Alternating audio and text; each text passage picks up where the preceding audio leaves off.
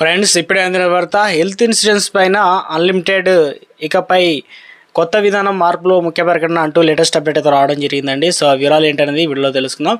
Video చివరి వరకు చూడండి, అర్థమవుతుంది. మరోసారి ఛానల్ వస్తే తప్పకుండా సబ్స్క్రైబ్ చేసుకొని చూస్తున్నారు కానీ లైక్ చేయడం మర్చిపోతున్నాడు. వెంటనే లైక్ చేయండి. వివరాలకి అయితే వెళ్ళిపోదామండి.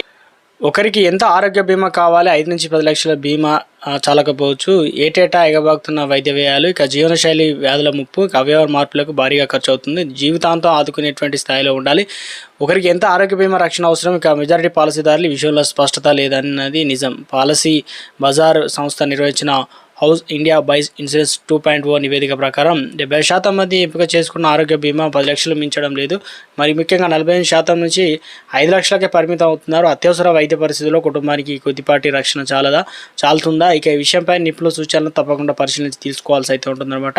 ఇందులో వచ్చేసి ద్వితీయ తృతీయ శ్రేణి పట్టణాల్లో కనుక 60% మంది ఎంపిక చేసుకున్న బీమా రక్షణ 5 లక్షల అంతకు లోపే అయితే ఉంటున్నాయి. పాలసీ బజార్ అధ్యయనం గుర్తించిందనమాట. వీరిలో చాలా మంది మెరుగైన చికిత్స కోసం మెట్రోలకు వెళ్తున్నారు. దీంతో రవాణా వ్యయాలకు కూడా తోడు మెట్రోలో చికిత్స తీసుకున్నందుకు పేమెంట్ చెల్లించాల్సి రావడంతో వారిపై అదనపు ఆర్థిక భారం పడుతుంది. అందుకే ఎంపిక చేసుకునే కవరేజీ అవసరాలు పూర్తి ఆదుకునేటువంటి స్థాయిలో ఉండాలి. కరోనా విపత్తు సమయంలో 10 లక్షల అంతకు మించి భారీ చెల్లింపుల కోసం ఎంతో మంది అప్పులు చేయాల్సినవి వచ్చాయన్నమాట. మర్చిపోకూడదు.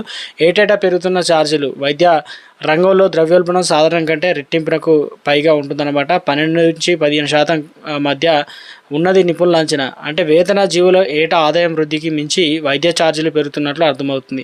ఒకవైపు మారిన జీవనశైలి కారణంగా వ్యాధుల ముప్పు పెరుగుతుందని, మరోవైపు అత్యాధునిక చికిత్సలు అందుబాటులో అయితే ఉన్నాయన్నమాట.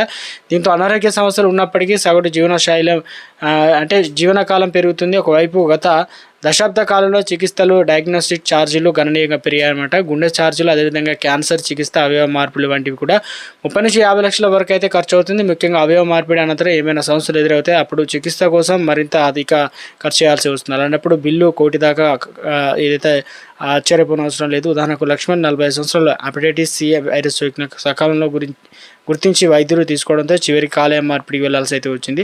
రక్త సంబంధికులు కావచ్చు, వైద్యపరంగా ఫిట్ లేకపోవడంతో దాత నుంచి కాలేయం స్వీకరించి మార్పు చేశారు. ఆసుపత్రి నుంచి ఇంటికి చేరిన తర్వాత కుమార్ ఇన్ఫెక్షన్ బారిన పడ్డారు. దీంతో ట్రాన్స్పోర్టేషన్ విజయవంతం కాలేదు. తిరిగి ఆసుపత్రిలో చేరగా 2 వారాల తర్వాత మృతి చెందాడు. ఇక కార్పొరేట్ ఆసుపత్రి వీటన్నిటిని అయినా బిల్లు 1 కోటి అయితే దాటింది. 2018 అంటే 13లో కిడ్నీ మార్పిడి 5 లక్షలు ఖర్చు కాగా ఇప్పుడు 15 లక్షలకి అయితే చేరింది. ఇక గుండె మార్పిడి చికిత్స సగటు 30 లక్షల పైన అయితే వ్యక్తమవుతుంది. అదే ఊపిరితిత్తుల మార్పిడి అయితే 1 కోటి వరకు అయితే ఖర్చు అవుతుంది. సో కనుక 5 నుంచి 10 లక్షల హెల్త్ కవరేజ్ అర్థమైనంతది కాదన్న సూచన వినిపిస్తుంది. ఒకవేళ 25 లక్షల కవరేజ్ ఉన్నా కానీ అవయవ మార్పిడి అవసరమైన పరిస్థితులు అది కూడా చాలకపోవచ్చు. ఎప్పుడు ఎలాంటి పరిస్థితి ఎదురవుతుందన్న దానిపై కుమార్ కేసు ఒక ఉదాహరణ అనమాట. అందుకే సంపూర్ణ రక్షణ పైన ప్రతి కుటుంబానికి దృష్టి పెట్టాలి. పెరుగుతున్న అవసరాలకు నేపథ్యంలో బీమా కంపెనీలు ఇప్పుడు 1 కోటి నుంచి అన్లిమిటెడ్ హెల్త్ ఇన్సూరెన్స్ ప్లాన్స్ కూడా తక్కువ ప్రీమియంకి అయితే అందిస్తున్నారు.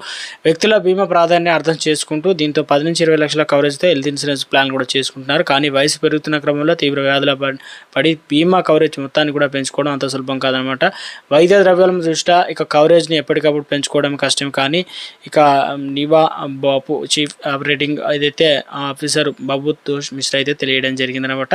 సో ఇక పెరిగిపోతున్న ఖర్చులు ఇవన్నీ కూడా సో ఇక ఇలా తీసుకుంటేనే బాగుంటుందనే విధంగా ఒక ఆర్టికల్ మనకు ఒక అప్డేట్ అయితే రావడం జరిగిందండి.